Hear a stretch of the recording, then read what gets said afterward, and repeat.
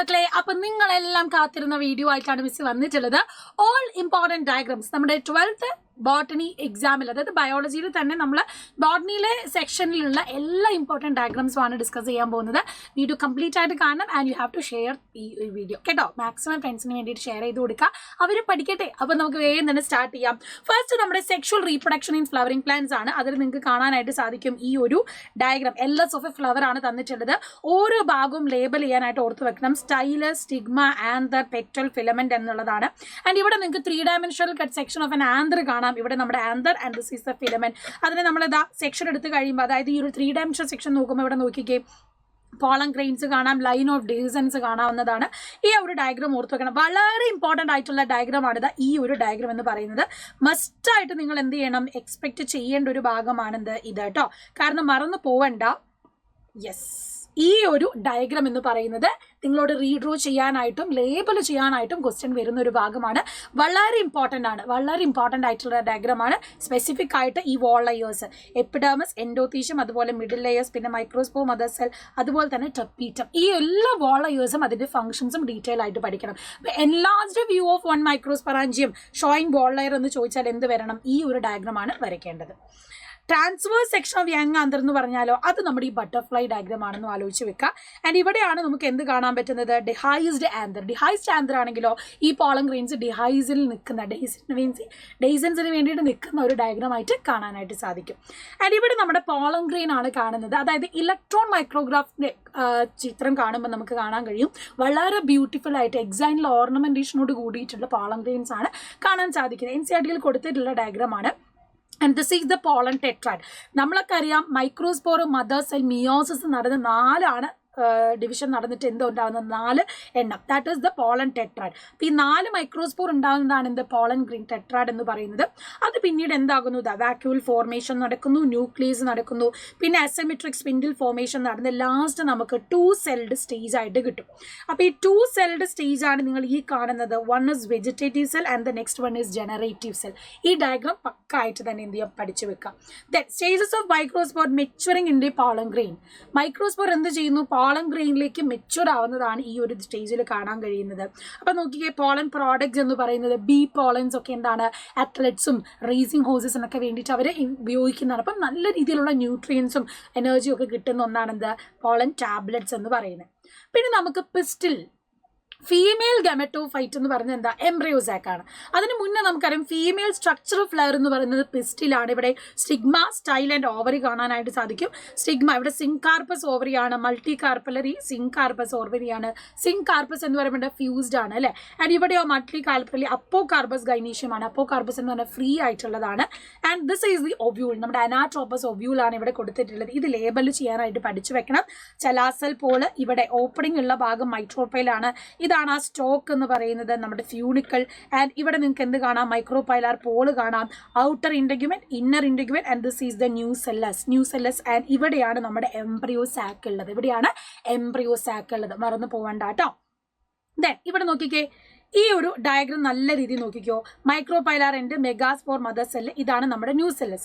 ഇവിടെ നിങ്ങൾക്ക് കറക്റ്റ് ആയിട്ട് എന്ത് ചെയ്യാം, എല്ലാ ഡയഗ്രാം കാണാനായിട്ട് സാധിക്കും.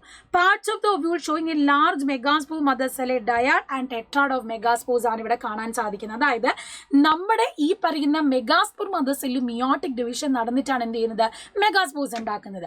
അങ്ങനെ 4 മെഗാസ്പോർ ഉണ്ടാകും, മെഗാസ്പോർ ടെട്രാഡ്. ബട്ട് 3 ഡീജനറേറ്റ് ചെയ്ത് ഒരെണ്ണം മാത്രം, ഒരു ഫംഗ്ഷണൽ മെഗാസ്പോർ ആണ് ഉണ്ടാകുന്നത്. അതിൽ ഫ്രീഡം ക്ലിയർ ഡിവിഷൻ നടന്നിട്ടാണ് പിന്നീട് നിങ്ങൾക്ക് കാണുന്ന ഈ ഒരു എംബ്രിയോ സാക്കിലേക്ക് ഫോം ചെയ്യുന്നത്.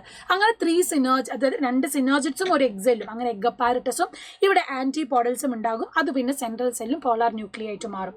അങ്ങനെ നമുക്ക് എന്ത് കിട്ടും? 7 സെൽഡ് 8 ന്യൂക്ലിയേറ്റഡ് സ്ട്രക്ചർ കിട്ടും. 7 സെൽഡ് 8 ന്യൂക്ലിയേറ്റഡ് സ്ട്രക്ചർ കിട്ടും. അതാണ് ഈ എംബ്രിയോ സാക്ക് എന്ന് ഓർത്ത് വെക്കുക. Chalazal, end and micropylar. ഈ ഡയഗ്രാം മസ്റ്റായിട്ട് പഠിക്കണം. നമ്മൾ അവിടെ എന്താണ് ആന്തർ പഠിച്ച പോലെ തന്നെ ഇമ്പോർട്ടൻ്റ് ആണ് ഇവിടെ എംബ്രിയോ സാക്ക് എന്ന് പറയുന്നത്. നെക്സ്റ്റ് ഇവിടെ നോക്കിയേ, പോളിനേറ്റഡ് ഫ്ലവേഴ്സ് ആണ്. Self pollinated, cross pollinated flowers ആണ്.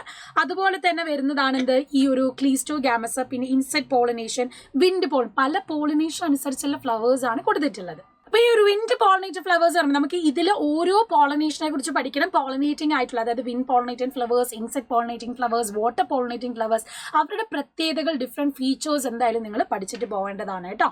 ഇനി ഇതാണ് നമ്മുടെ പോളിനേഷൻ ബൈ വാട്ടർ ആൻഡ് വാലിസ്നറി. അപ്പോൾ നിങ്ങൾക്ക് കാണാം ഇവിടെ മെയിൽ ഫ്ലവർ കാണാം, സ്റ്റിഗ്മ കാണാം, അതുപോലെ ഈ ഒരു ഫീമെയിൽ ഫ്ലവർ സബ്മേഴ്സ്ഡ് ആണ്, ബട്ട് ഫീമെയിൽ ഫ്ലവറിൻ്റെ പാർട്ട് എന്താണ് മേലേക്ക് കാണുന്നത്. അപ്പം ഇതുപോലത്തെ ഡയഗ്രാം തന്നിട്ട് ചോദിക്കും ഏത് പോളിനേഷൻ വഴിയാണ് നടക്കുന്നത് എന്നുള്ളത്. സോ അത് ഐഡൻറ്റിഫൈ ചെയ്യാനായിട്ട് പഠിച്ചു വെക്കാം. ഇവിടെ pollen tube germination, pollen tube growth ആണ് കാണിക്കുന്നത്. സിനർജിറ്റ്സ് കൊടുക്കുന്ന കെമിക്കൽസിനനുസരിച്ച് എന്ത് ചെയ്യുന്നു, ഗ്രോത്ത് നടക്കുന്നതാണ് കാണിക്കുന്നത്. ആൻഡ് ഇവിടെ നോക്ക്, enlarged view of an egg apparatus showing entry of pollen tube into a synergid. ഇവിടെ നിങ്ങൾക്ക് കാണാനായിട്ട് സാധിക്കും പോളൻ ട്യൂബ് ജെർമിനേറ്റ് ചെയ്ത് 2 മെയിൽഗമേറ്റുമായിട്ട് വരുന്നുണ്ട്.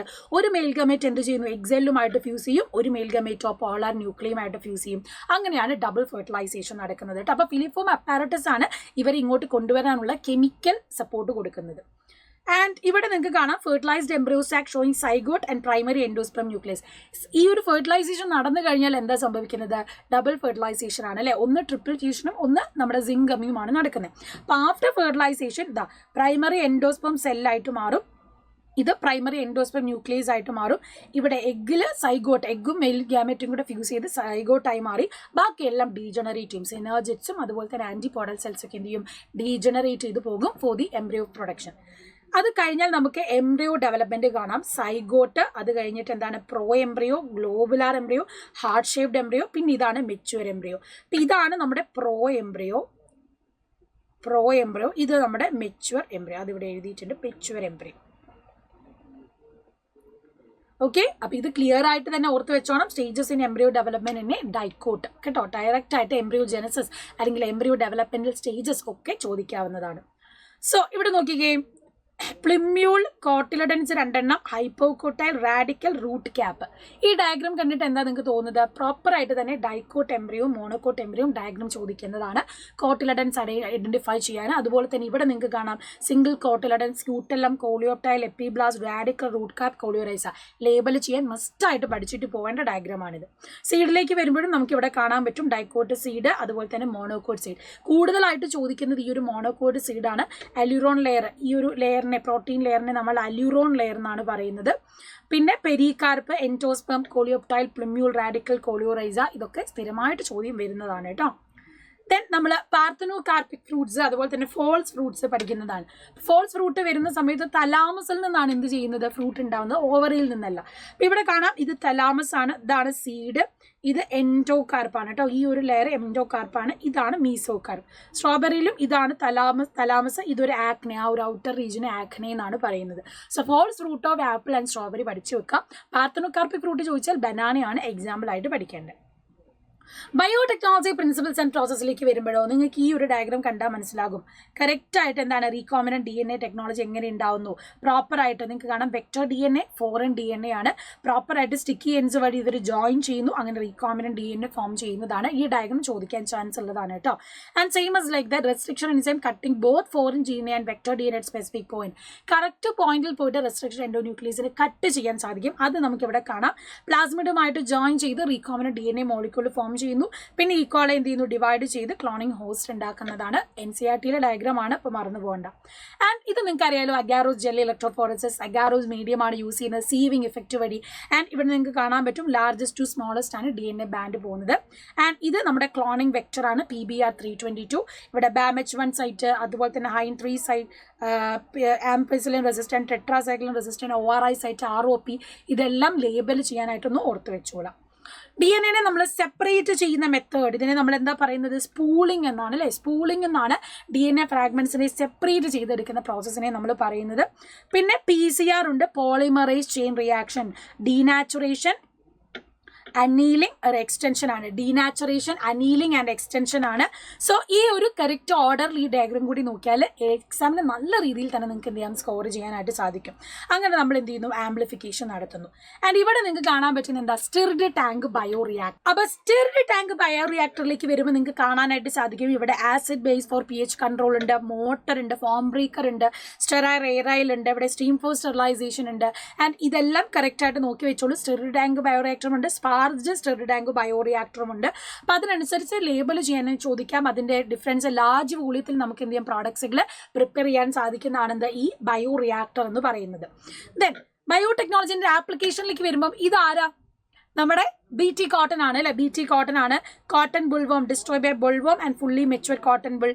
പിന്നെ നമ്മൾ RNA ഇന്റർഫറൻസ് പഠിക്കുന്നതാണ് നമ്മുടെ ട്യൂമർ ഇൻഡ്യൂസിംഗ് ആയിട്ടുള്ള nematode. Host plant generated double stranded RNA എന്ത് ചെയ്യുന്നു ട്രിഗർ ചെയ്തിട്ടാണ് പ്രൊട്ടക്ഷൻ അഗെയിൻസ്റ്റ് നെമറ്റോഡ് ഇൻഫെസ്റ്റേഷൻ ഉണ്ടാക്കുന്നത്.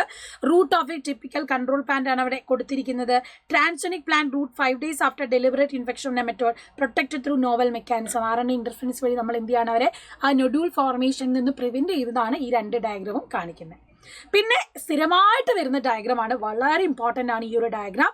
മെച്ചുവർ ഇൻസുലിൻ ആവുന്നത് അല്ലെ, അതായത് പ്രോ ഇൻസുലിൻ ആണ്. അതിൽ നിന്ന് നമ്മൾ C പെപ്റ്റൈഡ് ചെയിൻ കട്ട് ചെയ്ത് A, B ആൻഡ് ഫ്രീ ആയിട്ടുള്ള C പെപ്റ്റൈഡ് ചെയിൻ, ഇങ്ങനെയാണ് നമ്മൾ പെപ്റ്റൈഡ് ചെയിൻ എന്ത് ചെയ്യുന്നത് ഡിഫറൻഷിയേറ്റ് ചെയ്യുന്നതെന്നൊന്ന് ഓർത്ത് വെക്കാം. അടുത്ത് നോക്കിക്കേ, organisms and population. Organism and population ചാപ്റ്ററിലേക്ക് വരുമ്പം പിരമിഡ്സ് അല്ലെ, ഏജ് പിരമിഡ്സ് വളരെ നിർബന്ധമാണ്. കാരണം സ്ഥിരമായിട്ട് മൾട്ടിപ്പിൾ ചോയ്സ് അല്ലെങ്കിൽ അസേർഷൻ ക്വസ്റ്റ്യൻ അതല്ലെങ്കിൽ എക്സ്പ്ലനേഷൻ ക്വസ്റ്റ്യൻ ഒക്കെ വരുന്നതാണ്. അപ്പം നമുക്കറിയാം പ്രീ റീപ്രൊഡക്റ്റീവ് ഏരിയ കൂടുതലാണെങ്കിൽ ദാറ്റ് ഈസ് എക്സ്പാൻഡിങ് പിരമിഡ്. രണ്ടും ഒരേ ലെവലിലാണ്. പ്രീ റീപ്രൊഡക്റ്റീവും റീപ്രൊഡക്റ്റീവും ഒരേ ലെവലിലാണെങ്കിൽ സ്റ്റേബിൾ ആണ്. ആൻഡ് പ്രീ റീപ്രൊഡക്റ്റീവ് വളരെ ചെറുതായിട്ട് നിൽക്കുകയാണെങ്കിൽ that is declining pyramid. Okay, ഇത് 3 പഠിച്ചു വെക്കാം. ഇനി ഇതാണ് നമ്മുടെ പോപ്പുലേഷൻ ഗ്രോത്ത് എന്ന് പറയുന്നത്. ഈ കാണാലോ, പോപ്പുലേഷൻ ഡെൻസിറ്റിയിൽ നേറ്റാലിറ്റി പോസിറ്റീവ് ആണ്, ഇമിഗ്രേഷനും പോസിറ്റീവ് ആണ്. മോർട്ടാലിറ്റി D നെഗറ്റീവ് ആണ്, എമിഗ്രേഷൻ നെഗറ്റീവ് ആണ്. കാരണം പോപ്പുലേഷൻ ഡെൻസിറ്റി കൂട്ടുന്ന ഫാക്ടേഴ്സ് ആണ് നേറ്റാലിറ്റി ആൻഡ് ഇമിഗ്രേഷൻ, കുറയ്ക്കുന്ന ഫാക്ടേഴ്സ് ആണ് എമിഗ്രേഷൻ ആൻഡ് മോർട്ടാലിറ്റി എന്ന് പറയുന്നത്. ഇനി നമ്മുടെ 2 ഗ്രാഫുകൾ അല്ലെ, പോപ്പുലേഷൻ ഗ്രോത്ത് കർവിൽ എക്സ്പൊണൻഷ്യൽ ഗ്രോത്ത് കർവ് ഉണ്ട്, ജോമെട്രിക് ഗ്രോത്ത് അല്ലെ. എക്സ്പൊണൻഷ്യൽ ഗ്രോത്ത് കർവിനെ നമ്മൾ പറയുന്നതാണ് ഇത് ജോമെട്രിക് ഗ്രോത്ത് കർവ്. അതുപോലെ തന്നെ രണ്ടാമത്തേതാണ് logistic growth curve, Verhulst Pearl logistic growth എന്ന് പറയും. ഇതാണ് J ഷേപ്ഡ് ആയിട്ടുള്ള എക്സ്പൊണൻഷ്യൽ ഗ്രോത്ത് കർവ്. ആൻഡ് ഈ ഒരു S ഷേപ്ഡ് ആണ് എന്ത് സിഗ്മോയിഡ് കർവ് അല്ലെങ്കിൽ world Hurst Pearl logistic growth എന്ന് പറയുന്നത്. ആൻഡ് K ഡിപെൻഡ് ചെയ്യുന്നത് ക്യാരിയിങ് കപ്പാസിറ്റിനെയാണ് കേട്ടോ, ക്യാരിയിങ്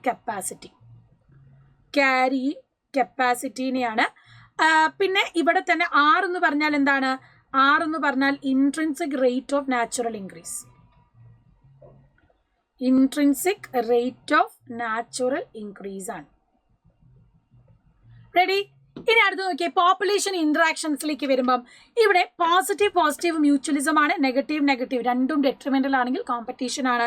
പോസിറ്റീവ് നെഗറ്റീവ് വന്നാൽ ദാറ്റ് പ്രഡേഷൻ ആണ്. പോസിറ്റീവ് നെഗറ്റീവ് തന്നെ വന്നാൽ സെയിം പാരസൈറ്റിസത്തിനും അതേ തന്നെയാണ്. ഒന്ന് പോസിറ്റീവ് ആണെങ്കിൽ മറ്റൊന്ന് ഡെട്രിമെന്റൽ ആണ്. ആൻഡ് ഒന്ന് ബെനിഫിഷ്യലും മറ്റത് അൺഎഫക്റ്റഡും ആണെങ്കിൽ കമൻസാലിസം.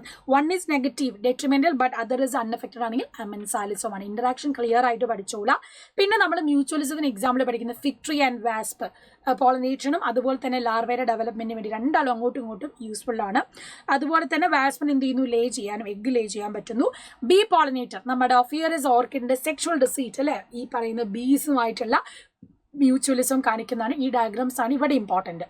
ഇക്കോസിസ്റ്റത്തിലേക്ക് വരുമ്പം ഡീകമ്പോസിഷൻ സൈക്കിൾ, ഫ്രാഗ്മെന്റേഷൻ, അതുപോലെ തന്നെ important leaching, catabolism, humification, mineralisation പ്രോപ്പറായിട്ട് ഈ ഒരു സൈക്കിൾ നമ്മൾ പഠിക്കുന്നതാണ്.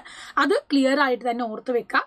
രണ്ടാമതായിട്ട് ടോപ്പിക് ലെവൽ, അതും ചോദിക്കാറുള്ളതാണ്. കാരണം ഇതുപോലൊരു ഫുഡ് ചെയിനോ അല്ലെങ്കിൽ തരത്തിലുള്ള ഡിഫറെൻറ്റ് ഓർഗാനിസമോ തന്നിട്ട് ടോപ്പിക് ലെവൽ ഐഡന്റിഫൈ ചെയ്യാൻ, സ്റ്റാൻഡിങ് ക്രോപ്പ് ചോദിക്കാൻ, അതുപോലെ തന്നെ അക്വാട്ടിക് ഇക്കോസിസ്റ്റത്തിൽ ഏത് ടോപ്പിക് ലെവൽ ആര് വരുന്നു എന്നുള്ളതും ഐഡന്റിഫൈ ചെയ്യാൻ ചോദിക്കും.